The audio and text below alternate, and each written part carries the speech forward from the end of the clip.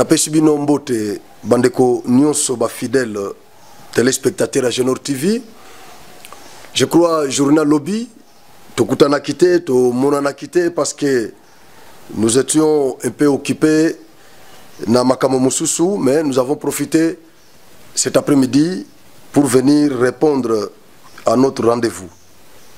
Nous avons quelques questions que nous allons aborder aujourd'hui, mais comme d'habitude, na osenga na bandeko nyonso bazolanda biso ba fidèle téléspectateurs na biso ba bo partager lien ya émission yo massivement esika nyonso bozo landela biso ozana mutuka ozana resto ozana ndaku na mama place nyonso zali ozana bureau soko zolanda Genor TV na sengi yo partager lien ya émission comme ça et permettre bandeko mususu o nanu ba découvrir Genor TV te ba découvrir yango et bazala informé pour na ko mema tous les Congolais na raison parce que objectif na biso yango wana musalo to sala kana plateau ya tolo belango to vanda pona ko lobelango pona ko mema ba Congolais nyonso na raison o nyonso baza intercepté na ba commentaire ya lukuta na ba réseaux sociaux na ba chaîne ya télévision traditionnelle to mema bango vraiment na raison ba comprendre ndenge nini mboka ezako évoluer balongwa na haine viscérale o baza nango na mokonza mboka ozomona pina mutu azo attaquer Tshisekedi azo bimisa misisa ya mutu. Nous savons que Tshisekedi aza mutu. Tshisekedi azana mo ba faiblesse aza mutu. À part Jésus-Christ nde mutu asala mabete. Mais biso nyonso toza susceptible na kosala mabe. Ozomona mais souci na biso ezali que mboka na biso kende liboso. Mais pour le moment mutu aza ko engager le pays, il s'appelle Félix Antoine Tshisekedi. Yende Mutwaza représentant Nabiso. Yende Mutwaza engagé pays Mutwaza namakoki ya koloba lelo ke bitumbeya bitumbeye. Et ça y est. Voilà pourquoi nous devons le soutenir parce que tant otozali et ça tant ya malamute. Voilà, na komeka ko commenter mon muke na ba manifestation oyo ezo salema na Kenya ndenge tozoloba lelo mardi bato bakufi lisusu bato bakufi na Kenya tokomeka kolobelango qu'est-ce qui est à la base malgré loi budgétaire ya exercice 2024-2025 yangonde est déclenché ba manifestation wana mais il y a un élément qui est caché que nous allons dénicher ici. Alors na kosenga bino nyonso boza déjà connecté, partagez lien, likez vidéo, aimez vidéo wana. Voilà, et puis partagez lien soko za na nous abonner s'abonner na Genor TV. William Ruto azalaki vice-président ya Kenya tango Kenyatta Uhuru azalaki président na Kenya. Pas plus tard que l'année, je crois, 2022, 2021. Je crois 2021, voilà, 2021, si j'ai une bonne mémoire. William Ruto a sala ba déclaration moko devant les opérateurs économiques kenyans. J'avais abordé même cette question-là dans une de mes émissions pour s'attaquer farouchement à William Ruto. William Ruto a traité les Congolais. Je crois cette fois-là, Kenyatta Uhuru loko lazaki na ba relation malamu na Félix. Bazaki na ba pour parler pour batinde la biso contingent moko ya ba militaire Kenya na Congo pour ba ko soutenir biso na agression ya M23. Et ça qui en a débit. Kenyatta Uhuru était sur le point de répondre favorablement à la demande. William Ruto, qui était le vice-président à cette époque, devant les opérateurs économiques kenyans, a traité les Congolais de nonchalants, a traité Bisso des inconscients, des danseurs, des ambianceurs, des musiciens. C'est comme ça qu'ils nous avaient traités. Je m'en souviens. William Ruto a s'adressé à l'opérateur économique à lobby. Biso tokoki kotinda bande kona biso te, nos militaires à nous. Bakende ko kufa na Congo, dans un pays des inconscients, dans un pays des danseurs. Pays oyo batu baza ata na capacité mon côté ya ko élever bangombe et pourtant bazana espace moko vraiment mastodonte gigantesque. Mais bazana makoki ya ko élever ata bangombe te ata bantaba. Bato ndenge wana botinde la bango bande ko na biso ba Kenya ba keno kufa na buzo ba pamba. Wana eza William Ruto. To ataka William Ruto. Élection Salami Azaï candidat, il a été soutenu par le président Kenyatta Uhuru, a passé, a gagné l'élection, a commis président. Cette fois-là, même le président Kenyatta a reproché qui? Parce que la relation avec la Kenya est au beau fixe.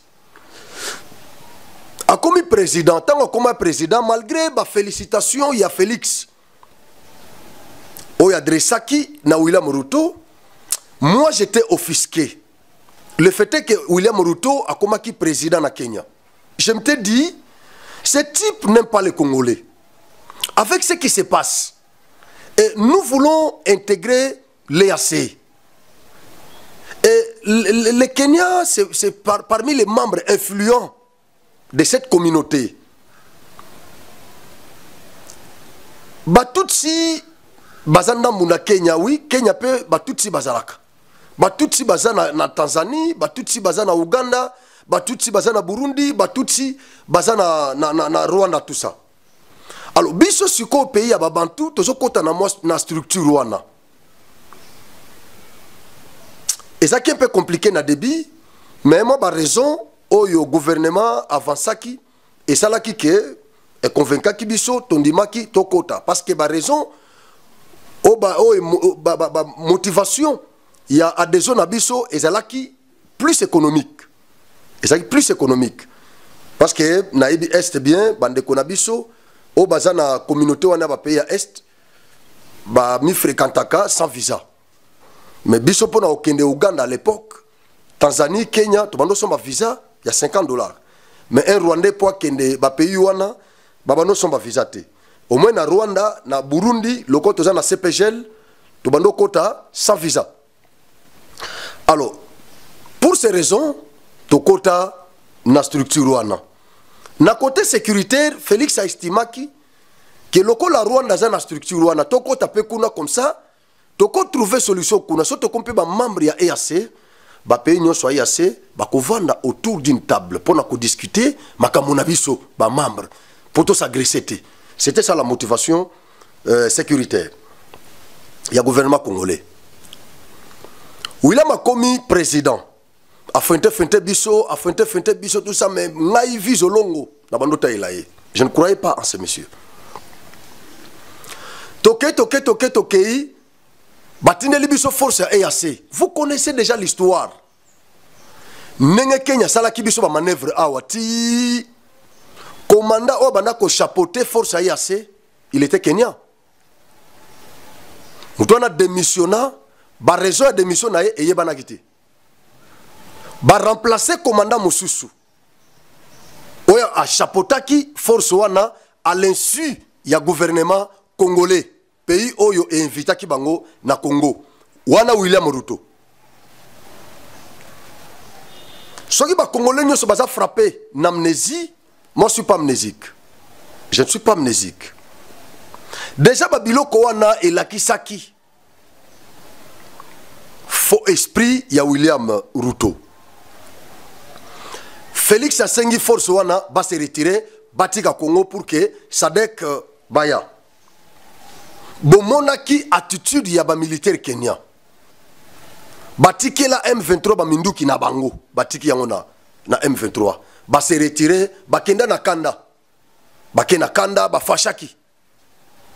Depuis lors, relation nabiso na Kenya ezalaka bien te. Malgré semblant des gouvernements bazo sala tout ça, mais biso bambiaka to yebi ke relation nabiso diplomatique na Kenya ezamalamu te. Toke nanga ami retrouvé na Kenya a créé rébellion na AFC na Kenya. Gouvernement congolais tomboki. Babi mais comment? Biso toza bandeko toza na kati ya EAC, ba membre ya EAC. Selon la charte de l'EAC, tokoki komi trahirité. Tozo bunda pona développement ya ba pays membre ya structure. Mais comment okoki ko autoriser na pays na yo rébellion moko se créer contre un pays, gouvernement il y a un pays membre de l'EAC. Gouvernement congolais a manifesté ras-le-bol. William Ruto a répliqué. Yemoko. Alobi, mutunyo so koki koya, kosala activité na ye politique, to koki ko empêcher mutute. Depuis lors, relation nabiso diplomatique, ezaki mbutu mbutu ekotaki. Après, aye kotinda ceux qui secrétaire na bango, ceux qui secrétaire du bureau, ba titre na bango na tout ça, azalo ko premier ministre na bango, ayaki na message moko important et pas chef de l'État. Bayambiye tout ça basololi, on croyait que makambo ninge tambola malam.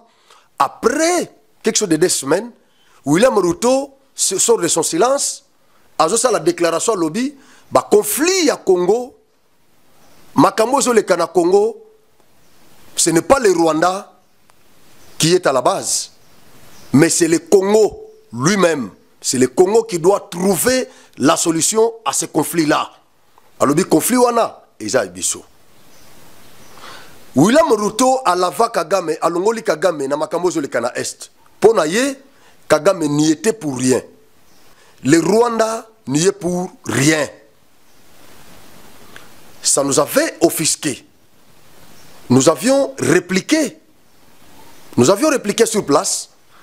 Depuis ce jour-là, nous considérons William Ruto comme notre adversaire au même titre que Paul Kagame.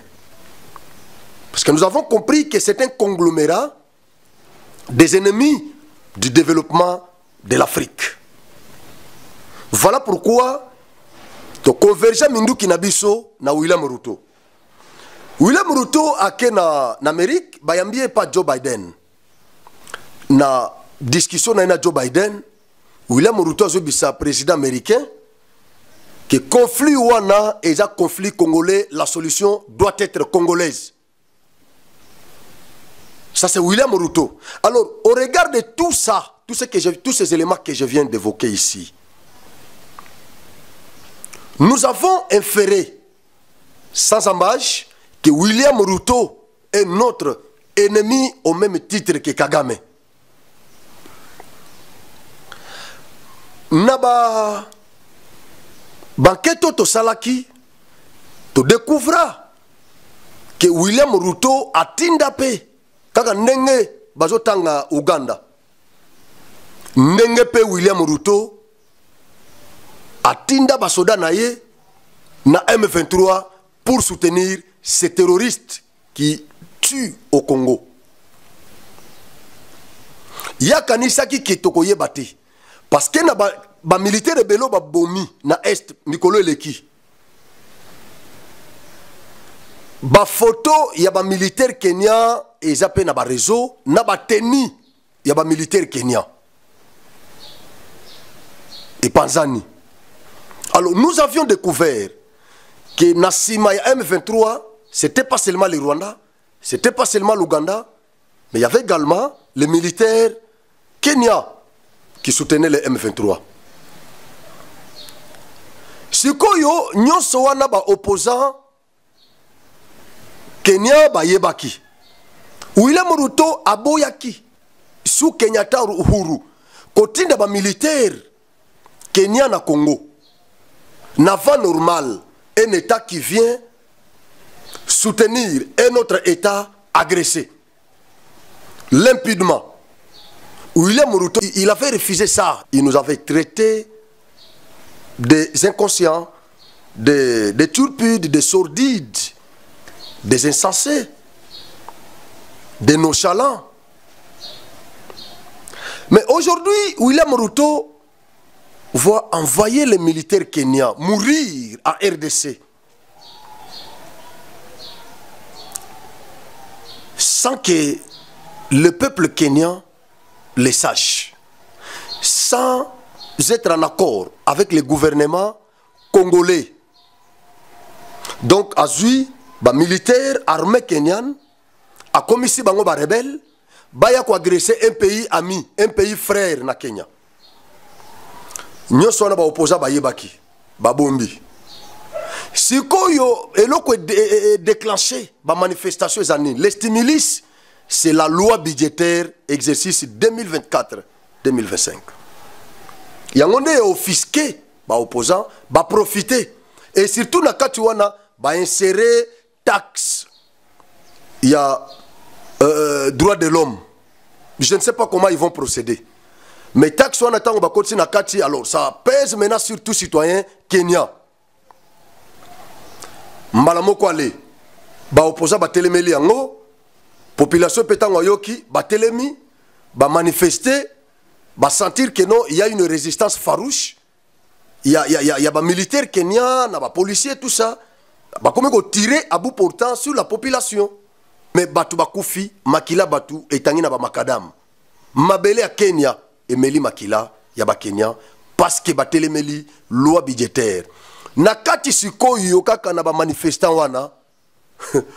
Siko masolo bandi kobima balongwe na makambo loi budgétaire bayama bake ko attaquer William Ruto parce qu'ils ont collaboré na Paul Kagame au détriment ya RDC ba mususu ba révéler ba makambo babi yozo tinda ba militaire na biso bazo kende na sima ya M23 po ba kende ko bundisa RDC ba renverser régime ya Félix Tshisekedi au soutenir Kagame oyo Afrique mobimba est rejeté. Mais yo, ozo kende ko soutenir ye, et pourtant, bisona Congo, totikala jamais cause pas problème, nous ne vivons pas aux antipodes. Au lieu que nous soutenir RDC, oya benga kibino na va normal.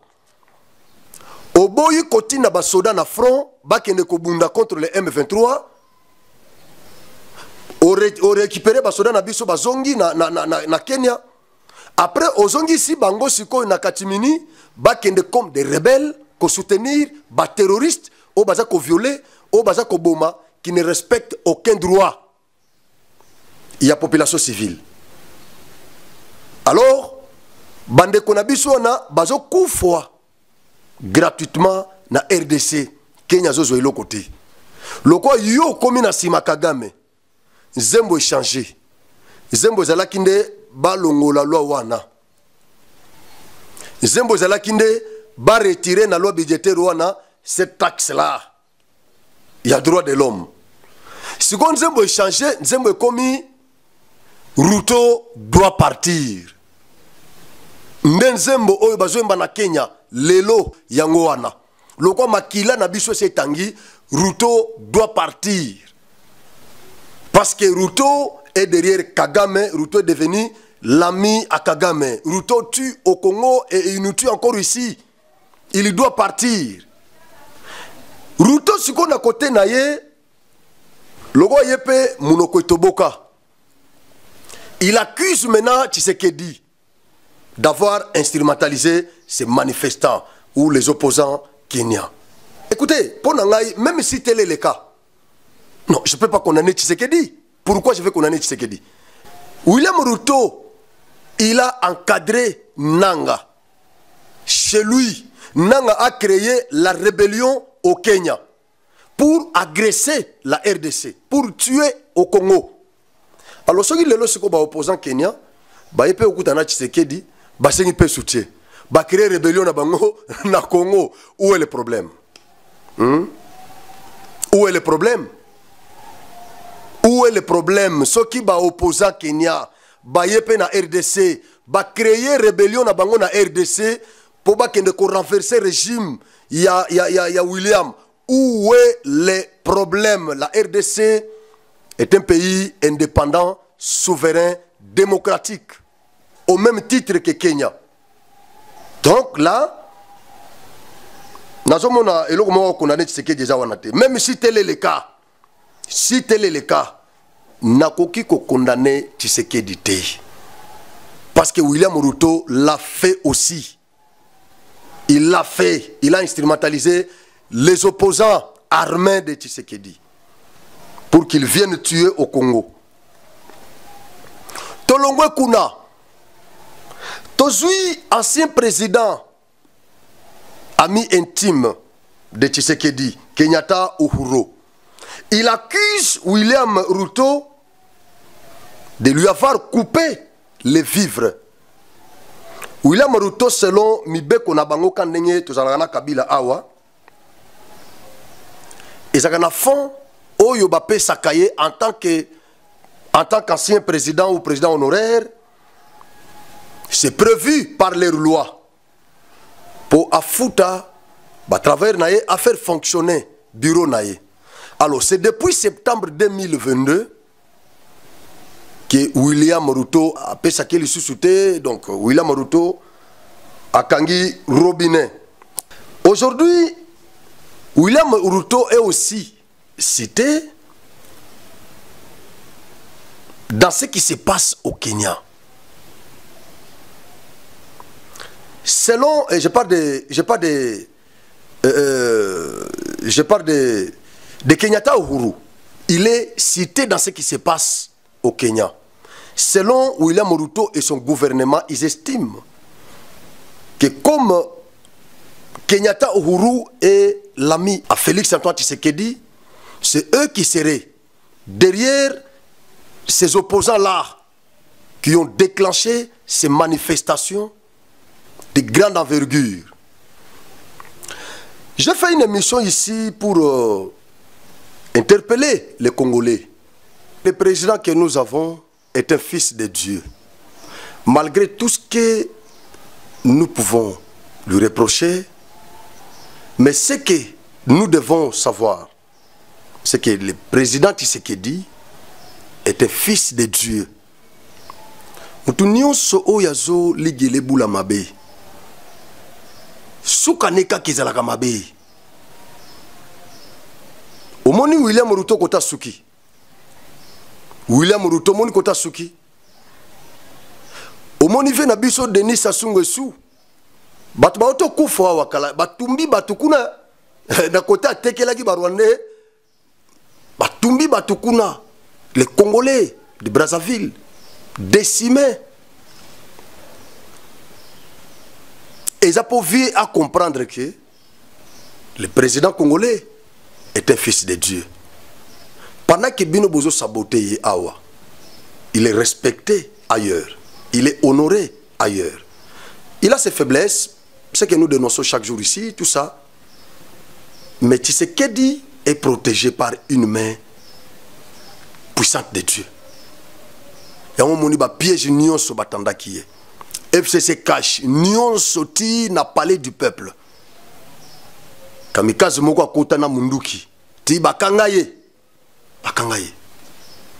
Et donc Félix est protégé par Dieu. Oizo comme la William Ruto était à Brazzaville, était à pays nyonso. O bazo collaborer na Rwanda. Centrafrique était à Bango. Merci beaucoup. Tokutana numéro mususu.